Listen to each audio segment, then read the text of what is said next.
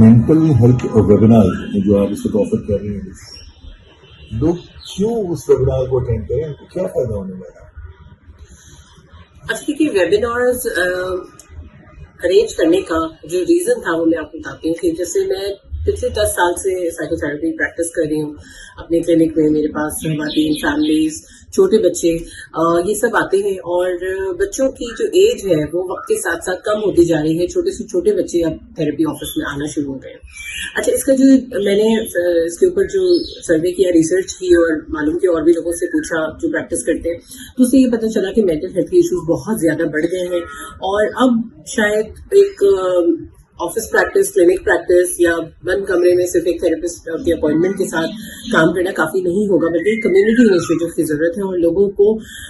एक economical rate में आसानी के साथ, जो एक बहुत एक्सपेंसिव सर्विस होती है उसको इकोनॉमिकल रेट्स में लोगों तक पहुंचाना बहुत ज्यादा जरूरी है। तो इसलिए खुद ही digital webinars came into being और हमने इनको ऑफर करना शुरू किया ताकि लोग बहुत छोटी सी रकम में, जो 10,000, 20,000, 50,000 के वर्कशॉप्स होते हैं, उनका जो जिस्ट है, उनका एसेंस है, उनकी जो नॉलेज और लर्निंग है वो हासिल कर सकें। तो that is why the webinars have come into existence, ताकि हमारे जो भाई बहन हैं, जो पेरेंट्स हैं बच्चों के,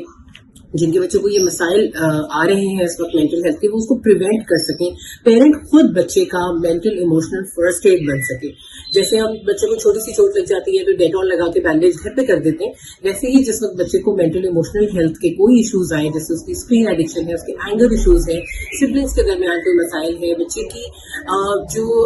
टाइप ऑफ इंटेलिजेंस है वो डिटर्मिन करना है, क्योंकि पेरेंट के पास इतनी पावर हो उसकी डेवलपमेंटल स्टेजेस को समझने की, उसको किस चीज की जरूरत है मेंटल इमोशनल लेवल पे, वो सारी चीजें देना भी पेरेंट आसानी से कर सके। जैसे वो बच्चे को जरूरत पड़ने पर ट्यूशन भेज देता है, जरूरत पड़ने पर कलर पेंसिल्स दिला देता है, उस तरह जो मेंटल इमोशनल सपोर्ट की बच्चे को जरूरत है वो भी पेरेंट दे सके। अच्छा, ये जो वेबिनार है इसका दौरानिया कितना है और उसको अगर मैं डिवाइड करूं मुख्तलिफ हिस्सों में, तो लोगों को उसमें क्या सुनने को मिलेगा, क्या उनकी लर्निंग होगी उसके अंदर से, और at the end of the day वो क्या हासिल करेंगे? जी, अच्छा, ये वेबिनार 1 घंटे का होता है क्योंकि हमें पता है बहुत फास्ट पेस लाइफ है सबकी, सब लोग काम कर रहे हैं, कुछ ना कुछ एंगेजमेंट्स होती हैं, तो आप अपने मसरूफ दिन में से सिर्फ 1 घंटा अपने लिए, अपने बच्चे के लिए, अपनी फैमिली के लिए निकालेंगे तो you can learn science backed information, neuro science based facts, और जितनी मेरी तो खैर पूरी जितनी लर्निंग इन 10 सालों में हुई है, मैंने उसको समझे दरिया को पूजे में बंद करके ये वर्कशॉप बना दी है ताकि पेरेंट्स को इस वक्त वो इन्फॉर्मेशन मिल सके जिससे वो अपने बच्चों की मेंटल इमोशनल हेल्थ को प्रिजर्व कर सके। अच्छा, लोग 2,500 रुपए यानी 2,500 रुपए जिस वक्त खर्च करने की बात जाती है अपने बच्चों पे या अपनी फैमिली पे, उस पर भी उनके अफोर्डेबिलिटी इश्यूज आ जाते हैं। आजकल के माशी हालात जिस तरह के हैं वो भी, और प्लस हमारे यहाँ अवेयरनेस की भी कमी है जिसकी वजह से 2,500 भी उनको ज्यादा लगता है। ऐसे लोगों के बारे में आप क्या कहें? अच्छा देखिए, जो चैलेंजेस हैं वो लोगों को बिल्कुल, आई थिंक जो वो कहते हैं अगर ऐसा है तो वो बिल्कुल उनकी तरफ से जायज होगा, लेकिन आई बिलीव कि इतनी इन्वेस्टमेंट अपनी मेंटल हेल्थ के अंदर बनती है। ये जो कंटेंट है जो आपको इन वेबिनार्स में मिल रहा है, इट इज किसी एक वेबिनार में भी आपको इसकी 50,000 से कम की वैल्यू नहीं है, जो कि आपको सिर्फ 10% ऑफ द कॉस्ट में मिल रही है। इससे ज्यादा ही की वैल्यू के सारा कंटेंट है, जो इसके पीछे रिसर्च है और जो सारा कंटेंट हम कोशिश करते हैं आपको उसको सारी इन्फॉर्मेशन आपको दे दें। अगर आप उसको लिख लें तो आप उसको आहिस्ता आहिस्ता अपनी लाइफ में इम्प्लीमेंट कर सकते हैं। Plus we also offer question answer sessions, क्योंकि कई दफा ऐसा होता है कि पेरेंट्स को कुछ इबाम रह जाता है, कुछ वो चाहते हैं कुछ क्लैरिफिकेशन मिल जाए, कुछ अपने पर्टिकुलर सिचुएशन के हवाले से कुछ पूछ लें, तो हम क्वेश्चन आंसर्स की भी उनको फैसिलिटी देते हैं। इसके अलावा हमारे जो फ्री Q&A होते हैं उनका भी उनको एक्सेस मिल जाता है। तो बात हमारे सामने जो सवाल आते हैं उसमें बातें हम कहते हैं कि बहुत सारा मटीरियल यूट्यूब पे या मुख्तलिफ प्लेटफॉर्म्स पे फ्री ऑफ कॉस्ट अवेलेबल है, तो इस वेबिनार में और जो मटीरियल अवेलेबल है ऑनलाइन उसमें बुनियादी तौर पर फर्क क्या है? देखिए, फर्क यूं है कि जो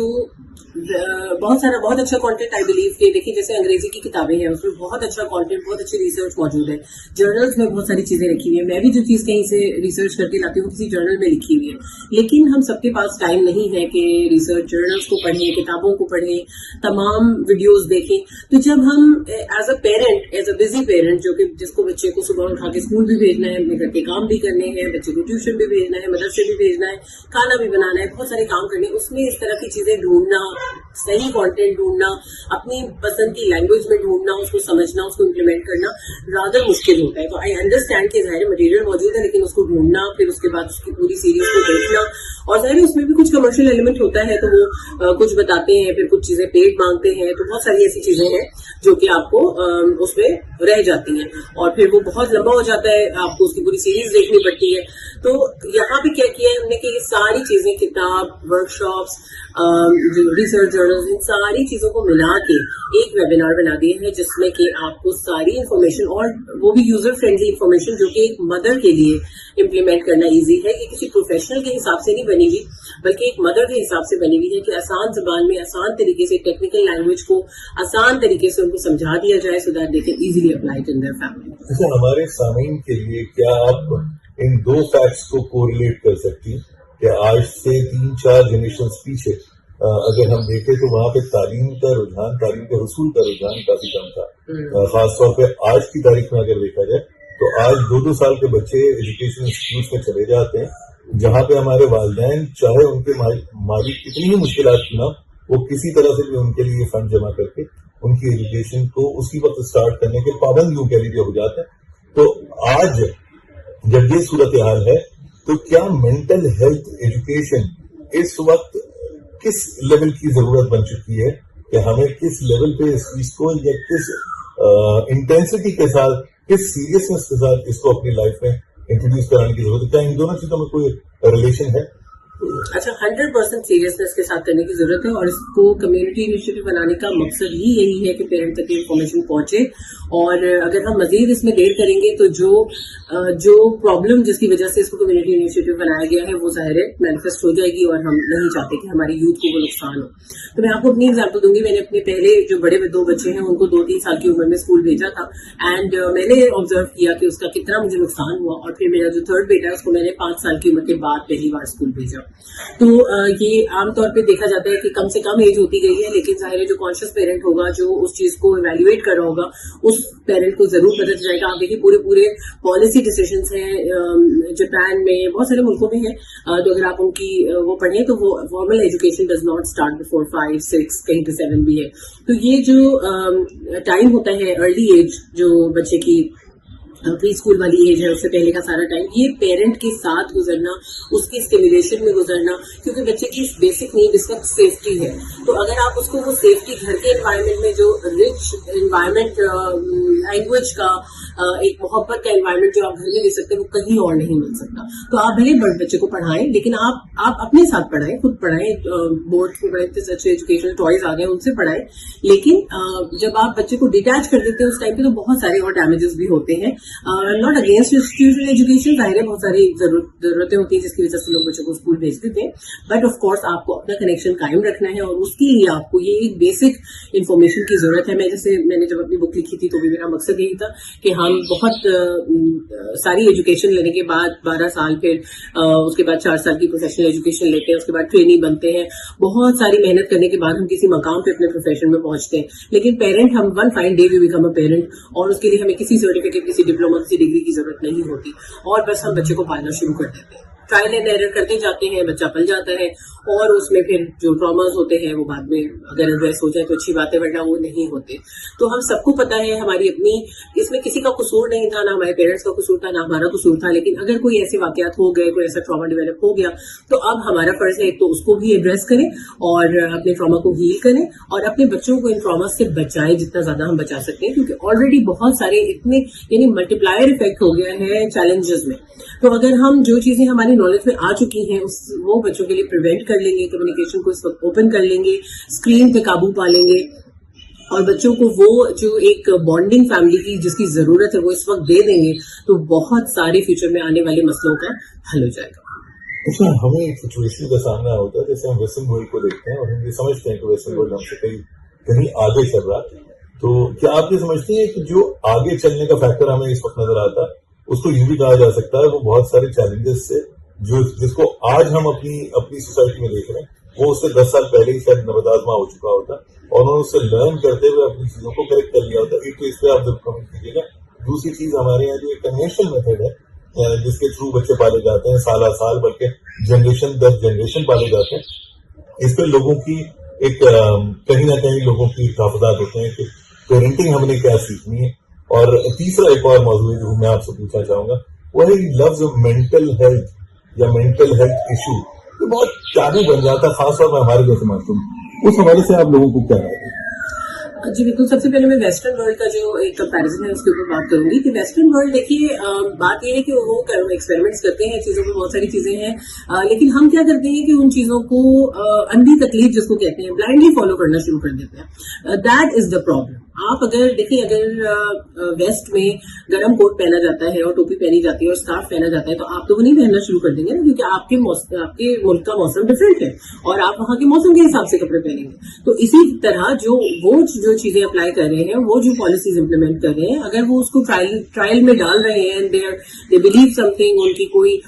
ایسا ٹرینڈ یا فیڈ یا فیشن بن گیا ہے یا کوئی ایسا فلاسفر کوئی ایسا رائٹر جس نے ان کو اتنا انفلوئنس کیا جس کے بیسس پہ وہ کوئی کام کرنے لگے, تو ضروری نہیں ہے کہ انڈیجنس ہمارے جو لوکل